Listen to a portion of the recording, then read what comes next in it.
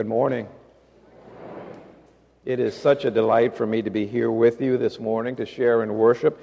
I'm especially delighted because I have the opportunity to worship with Elizabeth and Matt and with Julie. We have such wonderful alums around the country and the world, and it's always really nice when I can have the opportunity to share with them in worship.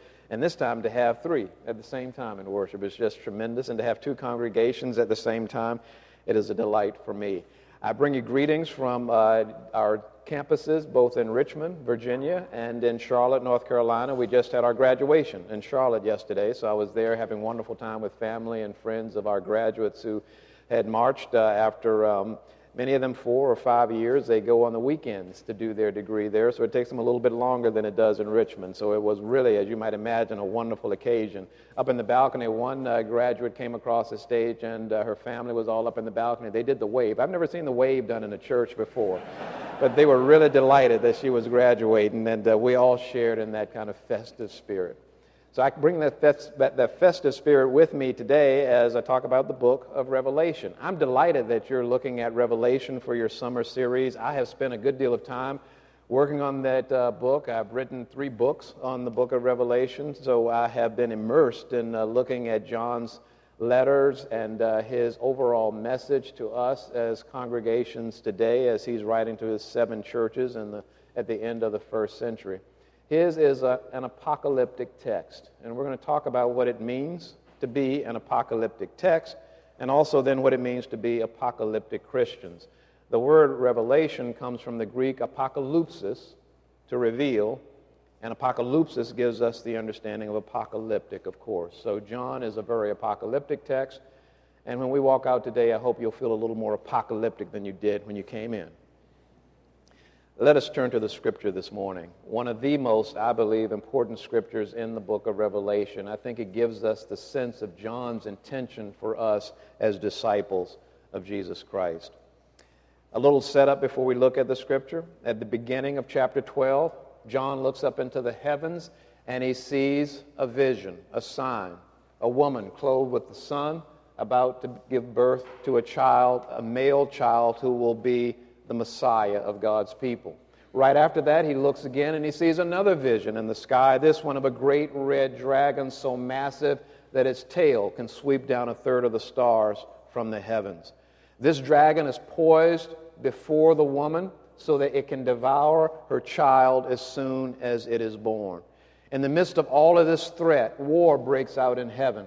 The archangel Michael fights against the dragon and casts the dragon out of heaven. The good news is the dragon has been thrown down from heaven. The bad news is the dragon is here on earth with us. And here we open the text, chapter 12, beginning at verse 10. Let us listen for God's word to us. Then I heard a loud voice in heaven proclaiming, "Now have come the salvation and the power and the kingdom of our God, and the authority of his Messiah.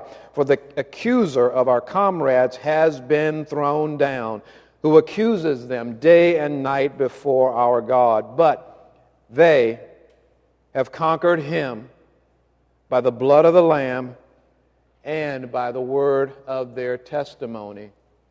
For they did not cling to life, even in the face of death." After studying the book of Revelation for almost 10 years now, the thing remains hard for me. People will ask me stuff about the book, and I will still say, I don't know. Stumped, stymied, stupefied, after all these years, after all that research and writing. Every now and then, though, I have a breakthrough, God's grace. Sometimes it's not a big realization, just a tiny unveiling, but it feels good just the same, because every time it happens, I feel a little bit closer to understanding something that God wanted us to see and hear in what John's wondrous apocalypse has revealed. Like a morning months ago, I was getting dressed, fiddling with it was the second button on the sleeve of my dress shirt. You know, that little button is right up here about the middle of the forearm that is so very difficult to deal with. You guys know when you're dressing and you're trying to do it, and the older I get, the less dexterity I have in my fingers and the harder it is to get that button to come together. While I was doing that, another little piece of the book of Revelation came clear for me. Just a tiny piece, but worth pausing and taking note of just the same.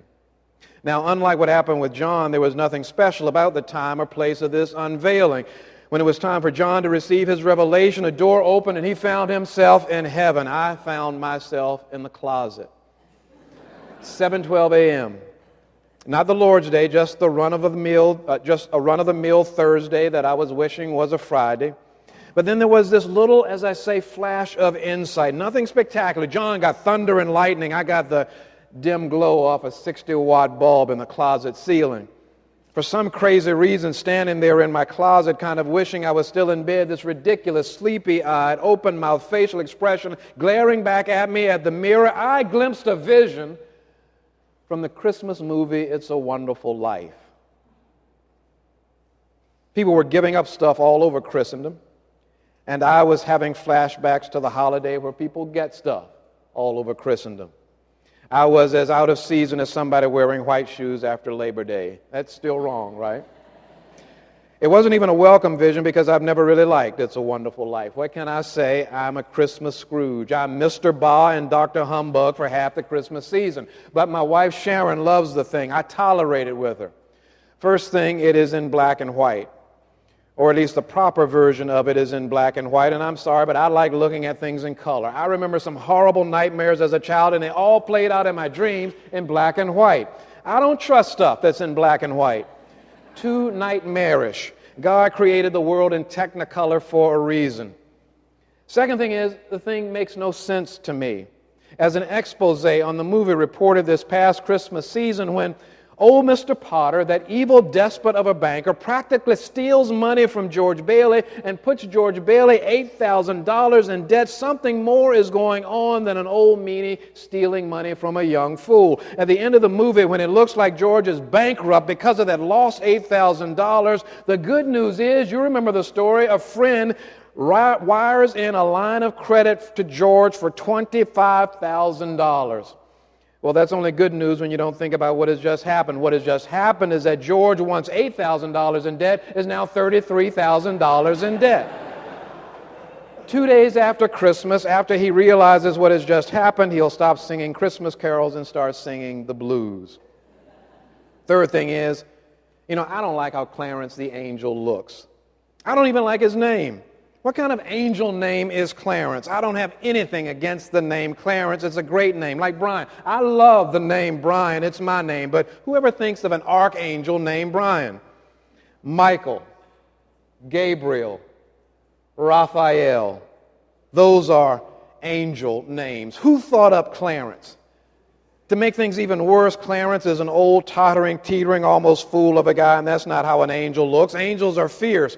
Arnold Schwarzenegger, Bruce Willis, Bruce Lee, Jason Bourne, James Bond kinds of guys in their prime. An angel is supposed to be the Terminator with wings, only the good version of the Terminator. I can't watch a movie where the angel looks like he's the weakest person in the promotion. But that morning in the closet, I got it. It's a Wonderful Life is an apocalyptic story. It's hiding something beneath all the silliness of Pottersville and the bells ringing and the angels getting their wings. Apocalyptic materials are materials that reveal something so dramatically outrageous about the future that we are forced to live with a dramatically outrageous sense of urgency in the present. And so Clarence the angel, miscast as he is, shows George Bailey something outrageously dramatic about his future. You know the story. The angel reveals what the past and therefore the future would look like if George had never been born, so that George will see more clearly the meaning and urgency of his present. Without George, the present would have been devastated, and the future would have become a communal wasteland. Because the little things George did helped shape the positive reality of the town, helped create hope in hopeless situations, helped save human lives. Unbeknownst to George, not Mr. Potter, but George was the most powerful man in the town. Without George, the town would have been a devastated place. Without George, the town would go on forever to be a devastated place. George turned out to be the one thing standing between a town living and a town dying. And that's why you can't jump off the bridge and commit suicide, George. That's why you can't look at your humble life as a failure, George. That is why God placed you where God placed you in the time that God placed you amidst the struggles that God did not save you from, George. That's the answer to the why, George. God needed you to be the kind of man you were in the past so you could create hope for the men, women, and children of Pottersville, present and future. It's a Wonderful Life is a cinematic book of revelation. It's a Wonderful Life revealed the truth about George Bailey. It's a Wonderful Life was also, I think, attempting to convince us that the truth about George Bailey is also the truth about each one of us. Without us playing the part that God would have us play, some part of our world, some part of the community we love will be devastated. Which brings me back to the book of Revelation, the real one. And all the apocalyptic materials in the New Testament, really, texts like the Gospel of Mark and the letters of Paul, they are revealing something dramatically outrageous about the future that intends to make us live with more dramatic urgency in the present. In God's future, Jesus sees a world where lepers are touched. In God's future, Jesus sees a world where women are equals and are not physically and psychologically abused. In God's future, Jesus sees a world where the powerless are empowered. In God's future, Jesus sees a world where resources are shared. In God's future, Jesus sees a world where the hungry are not only fed, but the systems that create and perpetuate hunger are destroyed. In God's world, Jesus sees a future where the demonic powers are defeated. In God's future, Jesus sees a world where those who have been thrown down by life are lifted up by friends and strangers alike. In God's future, Jesus sees a world where the doors to the house of prayer are open to every person from every social, political, economic, ethnic, and ideological station and condition in life. In God's future, Jesus sees a world where the access to the potency of God's love is boundless and open to everybody who would receive it. Having seen this dramatically outrageous future, God's future, Jesus sets about dramatically and urgently transforming His present. Jesus wants His people to live God's future right now. That is the apocalyptic mandate. Having seen the future, create the future in the here and now, no matter what it takes. And it will take much patience, much perseverance, much faith, much struggle, even much failure, because the powers that rule the present do not want to give way to the change demanded by God's future, not without a fight. In the book of Revelation, John is showing us fights and cataclysm for a reason. The cataclysms, you will read about the terrors associated with the 7 seals, the 7 trumpets, and the 7 bowls. Those cataclysms are John's way of representing that fight. The cataclysms are the byproduct of God's engagement with the powers who rule our present, who threaten to take over and decimate our world by forever preventing its transformation into God's world. The destruction John sees in the book of Revelation is actually the result of God's ultimately constructive fight against dramatically demonic forces. God is fighting for God's future in the midst of our present. The byproduct of that fight is the storm of war, politics, protest, and environmental chaos that can shake our earth and rattle our world. And that's why, according to John, God calls us to stand up and witness with God for God's future in the midst of the precarious present, to witness for the kind of world God intends in the face of institutions, peoples, and powers who prefer to maintain and manipulate the world we have. Like the angel Clarence, John wants to show us just how destructive life will be if we do not stand up against the powers that presume to control our world by witnessing for the lordship of Jesus Christ over our world. Like the angel Clarence, John wants to maintain that every little thing we do has an impact in breaking down the devastation that the powers of evil want to wreak in the world. So having heard all of that, here again, this critical, arguably the most critical verse in the entire book of Revelation to John. They, John's people, conquered him, the greatest power against God that ever existed, by the blood of the Lamb and by the word of their witness to the lordship of that same blooded Lamb. John wants them to know that they conquer him by the blood of the Lamb and the word of their testimony, by their witness. The they are the people of faith who populate his 7 churches. The him is that great red dragon. We are talking incarnational evil, the source of all the horror of our world, the genesis of everything that is wrong with this creation, that him with a capital H. That is the same him whom only God, one would guess, has enough power to take on. It takes not just an angel, but an archangel to throw him out of heaven. We're not talking Clarence and his bells ringing and his wings getting. This is no job for an angel like Clarence. We are talking Michael. No ordinary angel. Just like once this force is thrown out of heaven, no ordinary human, one would think, can take him on.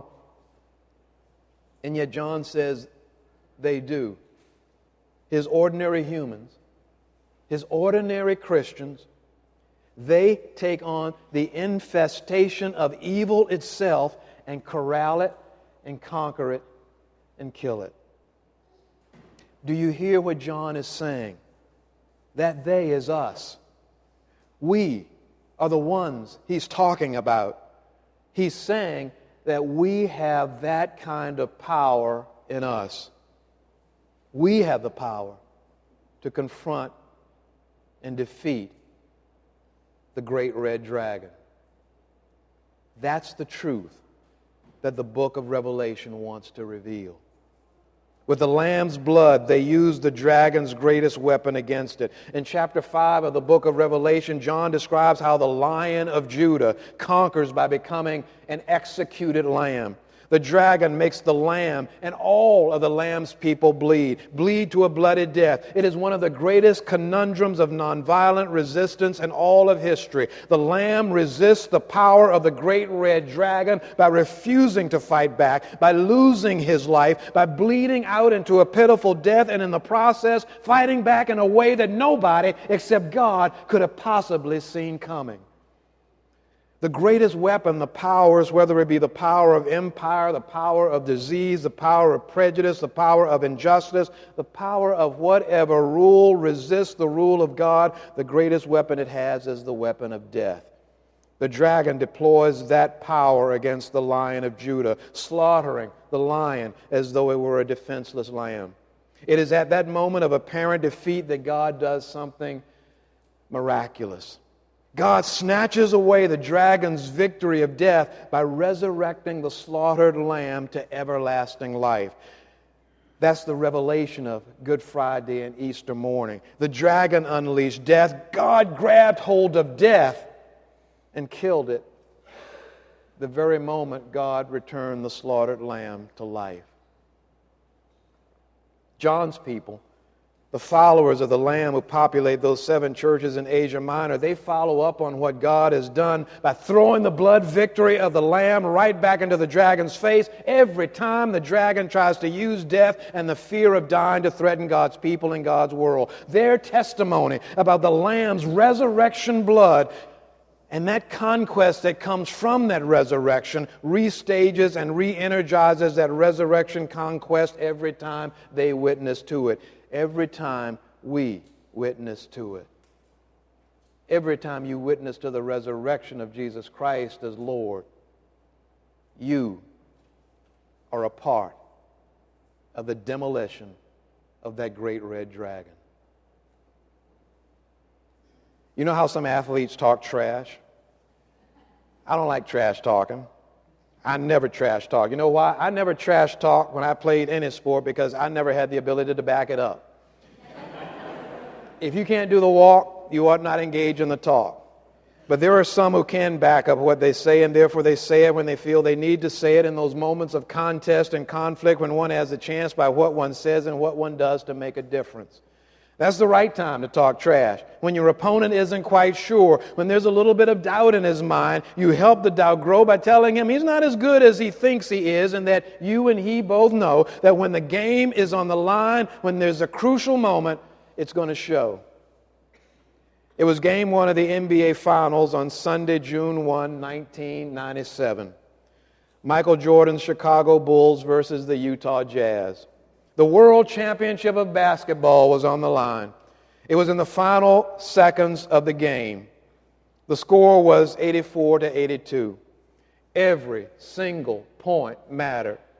Karl Malone was the most valuable player, the MVP of the entire league that year. They called him the mailman because he always came through. He'd just been fouled. He was on the line, ready to take his 2 free throws and tie up the game. Scottie Pippen of the Bulls was walking past Malone to take up his rebounding position, and as he walked past, he whispered to Malone, "Just remember, the mailman doesn't deliver on Sundays." That's trash talk. Why the talk? To unnerve your opponent, to let him know that you can see the future and the future ends with him down and you up. Do you have the nerve to say something like that in a critical moment like that? Do you have the nerve to live like that in a world where it looks like God's people and God's causes are often down and destructive causes and destructive people are often up? Do you have the nerve to look at them and the situations they perpetuate in the eye and say, "I can see the future, God owns the future, and God has already given the future to me. God's future will win. Your design for the future will lose. I know it, and I can see in your eyes that you know it too." That's essentially the testimony John was telling his trash talkers to testify. God beat every force, every power, every person who would oppose God's reign for this world when God raised up Jesus. Now God is going to do it again when God raises me up whenever you or the forces that work for you try to put one of God's people or God's causes down. That's like throwing the blood of the lamb right up in the dragon's face whenever the dragon tries to face you down. That's the talk to walk. You can walk that talk because you don't walk alone. John says God walks with you. So just as Clarence does with George, so John does with us. John shows us a world that detonates with chaos and devastation, a world that rages because we stay quiet. A world that is losing its breath because we are saving our breath. A world that has been disempowered because we refuse to expend our power. A world that is dying demonically because we refuse to live angelically. Just like Clarence scared George straight off that bridge where he wanted to give away his life back to a community where he could continue to devote his life to helping others and saving others. Well, with all of his visions of calamity, catastrophe, and cataclysm, John wants to scare us right out of this sanctuary and into the places where people are struggling all across God's world. Now, I'm no John.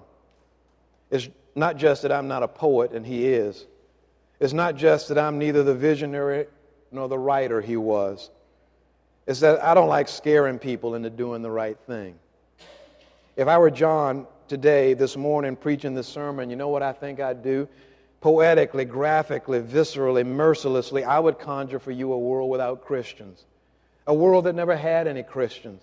Jesus died, and that's where it all ended, on Golgotha, in that empty, dusted, desolate tomb. You know, we like to make fun of the disciples, how stupid they were, and we're right to do so. They were. They were stupid, they were scared, and yet, if it had not been for them, there is no us. And what would the world have looked like then? No churches, no mission, no sacrifice for others. Yes, we've done some bad things in history, we Christians, but we've also changed the world for the better, dramatically for the better.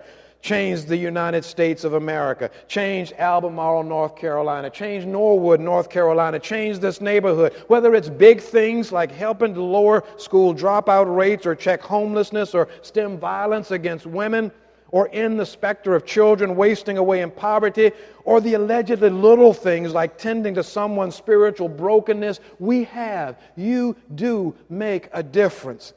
I would paint a portrait of a world devastated by a lack of Jesus followers who help the world see that there is a power greater than us, who demands that we can live beyond the limitations of our own prejudices and fears and angers and hurts and live into a love that cares more for others than it could ever care for itself. I would want you to know how much it would cost if you and your faith and the transformations that happen because of you and your faith did not exist. I want you to know it. I'd want you to see it. I would want you to fear it. Have you ever thought what it would be like if you were the coach of a team? A grand underdog of a team that was playing before millions watching on television and tens of thousands in the stadium. You're in the timeout with just a few precious moments left in the game. Your team is supposed to be losing by double digits. That's what all the prognosticators have said. And yet there you are, just 2 points down with sports destiny riding on what your team does next. What do you tell them? How do you tell them? Do you talk about destiny? Do you tell them what will happen if they do not do their job on the field, on the court that you know they have the gifts and the training to do? Do you tell them that it's not the big things they do now, but their attention to the little things? Do you tell them that if they do the small things and the big thing, the winning thing will take care of itself? Do you tell them that they can change everything now? Do you tell them that years from now, people will write books and make movies about this moment if they don't let it slip away, if they rise to the occasion and do what they have been built to do? Well, for an apocalyptic Christian, every moment we step into church, every single moment we step out of the church is a moment just like that.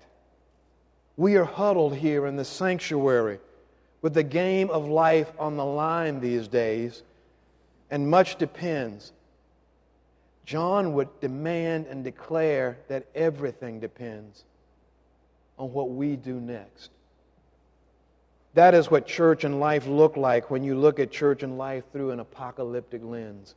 Something is revealed about church and life that is awesome, and something is expected of us that is incredible.